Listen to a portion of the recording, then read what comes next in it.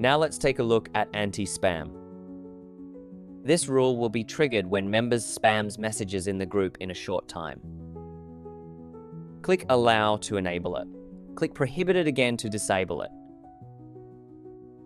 Max message. Set the maximum number of messages allowed within the set time period here. Time. Set the time period for message calculation here. Delete message. Automatically delete messages that violate the rules.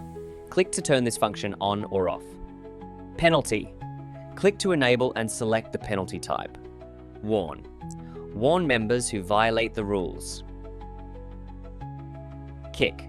Kick members who violate the rules from the group. Penalty on second. Warning for the first offense, penalty on the second offense. Mute. Mute members who violate the rules. Click Mute Duration to select the mute period. Supports the penalty on second offense option. Block. Ban members who violate the rules, which means removing them from the group and preventing them from rejoining. Supports the penalty on second offense option.